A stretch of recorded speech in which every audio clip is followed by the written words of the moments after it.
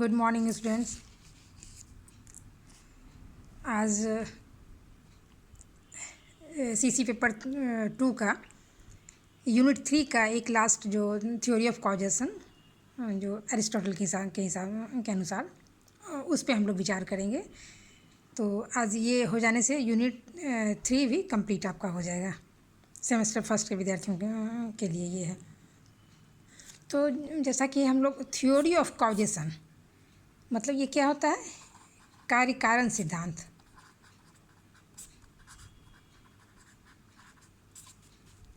ये कार्य कारण सिद्धांत कहलाता है। तो अरस्तु ने विश्व को एक कार्य माना है, जैसा कि और सब कोई मानते हैं। तो निश्चित रूप से यदि विश्व को हम एक कारण मान लेते हैं, यदि विश्व एक कारण है तो इसका कोई ना कोई कार्य अवश्य होगा। विश्व एक कार्य है तो इसका कारण जरूर कोई ना कोई होगा। क्योंकि भारतीय दर्शन को हम लोगों ने जो पढ़ा है, बीए में पढ़ा है, एमए में भी से हम लोग को पढ़ना है, तो उसमें हमने अभी तक देखा है कि भारतीय दर्शन भी विश्व को एक कार्य रूप मानता है। और हम जानते हैं कार्य कारण नियम के अनुसार कि प्रत्येक कार्य का कोई ना कोई कारण अवश्य होता है। और इस सत्य की अवहेलना कोई भी दर्शन या दार्शनिक नहीं करता। हाँ, भारतीय दर्शन में कार्य की उत्पत्ति को लेकर मतभेद अवश्य है। ये कार्य की जो उत्पत्ति होती है उस उत्पत्ति को लेकर मतभेद अवश्य है कि उत्पत्ति से के संबंध में दो तरह के विचार आते हैं कि कार्य अपनी उत्पत्ति के पूर्व कारण में विद्यमान रहता है या फिर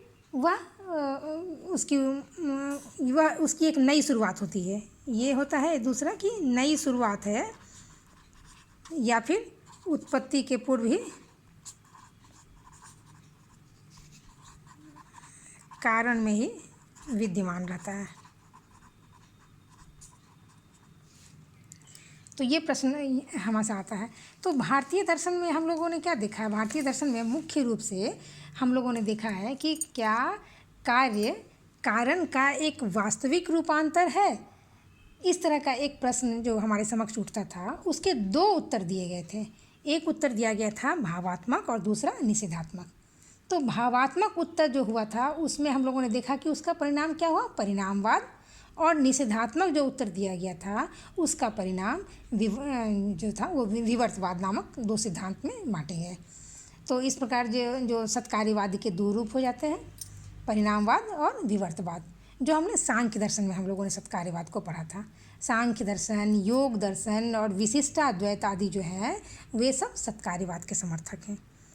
क्यों? कौन कौन है? सांख्य, योग और विशिष्टाद्वैत, ये सब क्या है? सत्कार्यवाद के समर्थक हैं,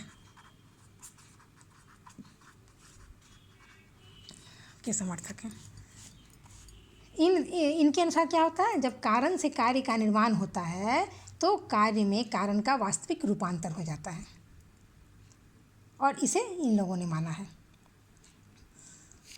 लेकिन जब हम अरस्तु की बात पे आते हैं तो अरस्तु महोदय जो हम लोगों ने इस दर्शन में हम लोग जो पढ़ेंगे पेपर शुरू में, तो अरस्तु ने यह माना है कि कार्य कारण का विचार जो है वो सत्कार्यवाद और सत्कार्यवाद के ये भी समर्थक हैं। अरस्तु भी सत्कार्यवाद के अरस्तु भी समर्थक हैं। और इस विचार को मानते जुनते कारण अरस्तु ने अपने दर्शन में 4 प्रकार के कारण को इन्होंने माना। कारण को अरस्तु ने 4 प्रकार का माना। पहला कारण माना इन्होंने उपादान कारण, दूसरा माना निमित्त कारण, तीसरा माना आकारिक कारण और चौथा इन्होंने माना अंतिम या फाइनल कॉज। फाइनल कॉज आकार इसको फॉर्म देते हैं, निमित्त एफिशिएंट कॉज और ये मटेरियल कॉज। ये 4 प्रकार के कारण को इन्होंने माना। तो ये आकारिक और ये जो अंतिम कारण, ये जो 2 कारण हैं वो क्रमशः स्वरूप कारण एवं लक्ष्य या प्रयोजन कारण भी कहा जाता है इसे, क्योंकि ये अंतिम कारण होते हैं। लेकिन एक एक करके हम इसे देखते हैं। तो उपादान कारण क्या होता है? मटेरियल कॉज क्या हुआ?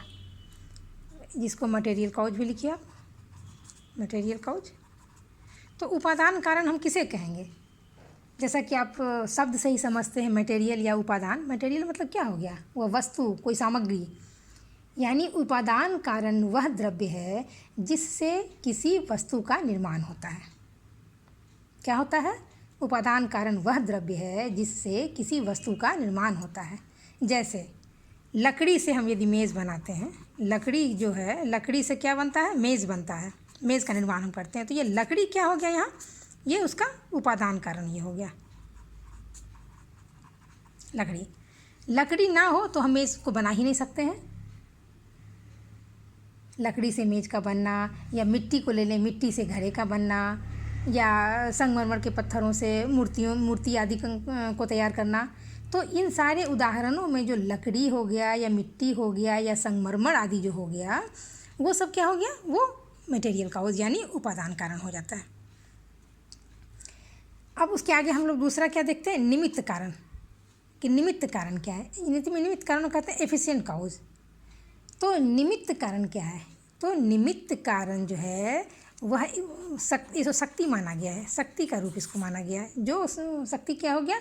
जो जिसके द्वारा परिवर्तन होता हो, जिसके द्वारा परिवर्तन की संभावना हो, या जिसके द्वारा ऊर्जा लगाया जाता है, तब कुछ चीज़ें तैयार होती हैं। तो निमित्त कारण की परिभाषा देते हुए हम ये कह सकते हैं कि निमित्त कारण वह शक्ति या ऊर्जा है जिससे कि परिवर्तन संभव होता है। तो परिवर्तन का मतलब क्या हुआ? परिवर्तन का मतलब होता है जो स्थान और स्वभाव दोनों के परिवर्तन को दोनों से उनको परिवर्तित करता हो। जैसे लकड़ी, मिट्टी, संगमरमर में स्थान परिवर्तन हुआ या स्वभाव परिवर्तन जो होता है, वह क्या स्वयं होता है?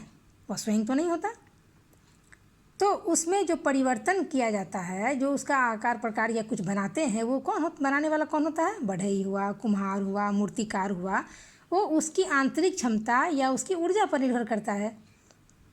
तो इसलिए क्या हो गया? शक्ति कौन देता है? तो बढ़ई, मूर्तिकार, ये सब जो हुआ, ये क्या हुआ? ये सब निमित्त कारण हो गया, क्योंकि वो क्या करता है? शक्ति प्रदान करता है इस चीज़ों में। मटेरियल काउज हमारे पास जो है, जो सामग्री हमारे पास, जो वस्तु है जिससे कि हम मेज़ का टेबल कुर्सी तैयार करते हों, या मिट्टी से हम मूर्ति बनाते हों, घड़ा बनाते हों, कुछ भी बनाते हों, तो मटेरियल काउज हमारा वस्तु हो गया।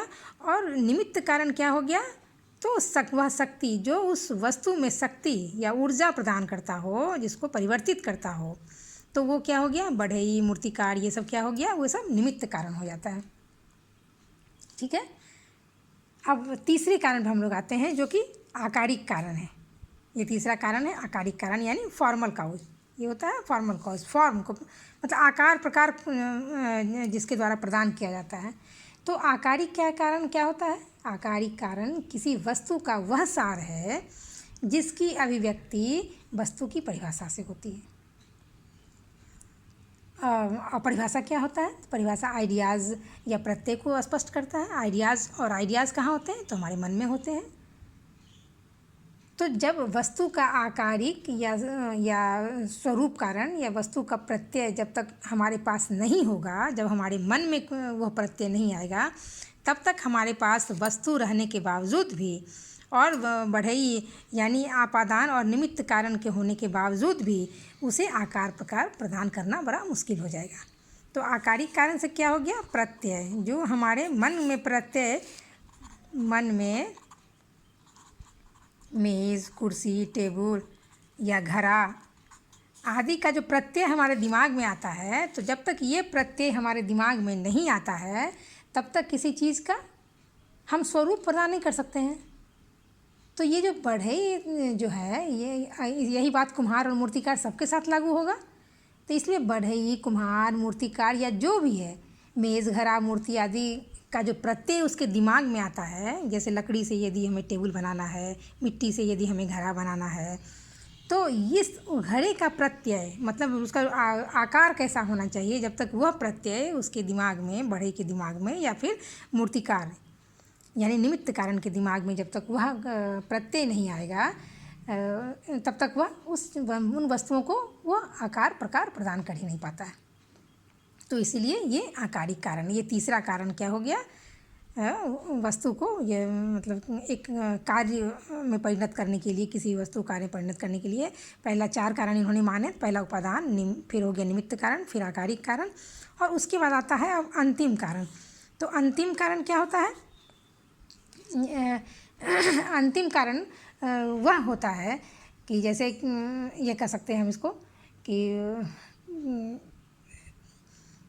साध्य या प्रयोजन, जिसकी मतलब अंतिम कारण वह साध्य या प्रयोजन है जिसकी सिद्धि के लिए ये सारा व्यापार होता है, ये सारा चीज़ जो आपस में होता है वह सारा वो अंतिम रूप प्रदान करने के लिए जो वस्तुओं को का संग्रह करते हैं उपादान का, फिर निमित्त कारण के द्वारा जो उसको उस लकड़ी का एक को बनाने वाला कोई होता है, फिर आकारिक मत यानी मन में जो प्रत्यय आते हैं, इन सबों को मिलाने के बाद जो एक फाइनल चीज़ तैयार हो जाता है, फाइनल जो कार्य तैयार हो जाता है, जैसे मेज बन के तैयार हो जाना, मेज का बन जाना या घड़े का बन जाना, ये जो तैयार हो गया पूरी तरह, जो ये बन गया, यह जो हो गया, यह उस सारे वस्तु का अंतिम या प्रयोजन कारण है। ये क्या हो गया? ये अंतिम कारण हो गया, ये अंतिम कारण हो गया। इसीलिए अंतिम कारण क्या माना गया? ये से साध्य या प्रयोजन माना गया है, जिसकी सिद्धि के लिए ही ये सारा व्यापार होता है। तो साध्य या उपादान और निमित्त कारण को गति प्रदान करता है, जिससे कि कोई भी वस्तु जो शुरुआत हुई यहाँ से उपादान कारण से, कोई भी वस्तु का अंतिम स्वरूप प्रदान हो जाता है, का अंतिम कारण में बन जाता है। जैसे मेज का पूरी तरह बन जाना, घड़ा का ठोस रूप ले लेना, मूर्ति आदि का पूर्ण हो जाना, तो ये सब क्या हो गया? वस्तुओं के अंतिम या प्रयोजन कारण हो गए। आगे चलकर ये अरस्तु महोदय ने इन चारों कारणों को मिला के इन चारों कारण को मिला के उन्होंने 2 ही कारण माना। और दो कारण क्या हो गया? एक उपादान कारण और दूसरा आकारिक कारण। ये पहला उपादान माना और दूसरा आकारिक कारण को, इन्होंने 2 ही कारण को लास्ट में उन्होंने माना, क्योंकि अरस्तु ने निमित्त कारण, आकारिक कारण और अंतिम कारण को एक ही मान लिया। इन्होंने क्या किया? निमित्त कारण, आकारिक कारण और अंतिम कारण को इन्होंने एक ही मान लिया। इनके अनुसार ये तीनों आकार के ही रूपांतर हैं।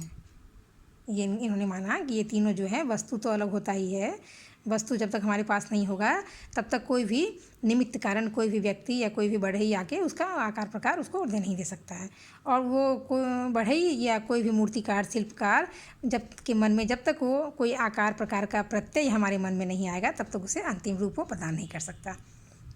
तो इन चारों कारण को बताने के बाद लास्टली ये अरस्तु महोदय इस निष्कर्ष पे आते हैं कि मूलतः इन चारों कारणों को 2 कारण में ही विभक्त किया जा सकता है।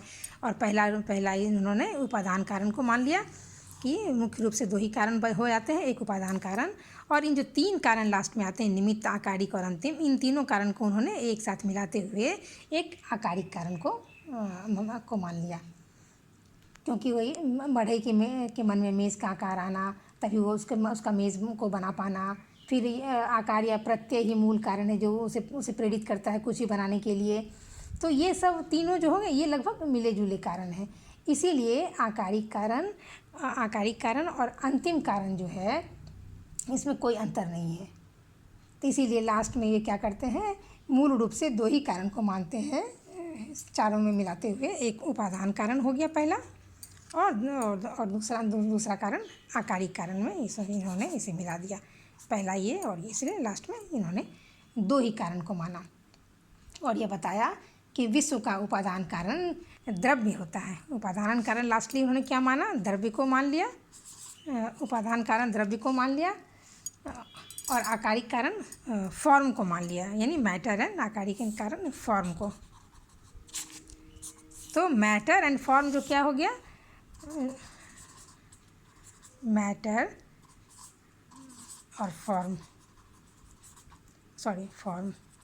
ये ही 2 लास्ट में ये दोनों ही कारण हो गए, 2 ही कारण को माना इन्होंने, 2 कारण को माना।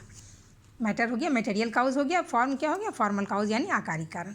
तो लास्टली इन्होंने दो ही कारण को माना और माना कि इसी दोनों कारणों से साइंस से विश्व की चीज़ों की उत्पत्ति होती है और समूचे विश्व को एक कार्य रूप मानते हैं।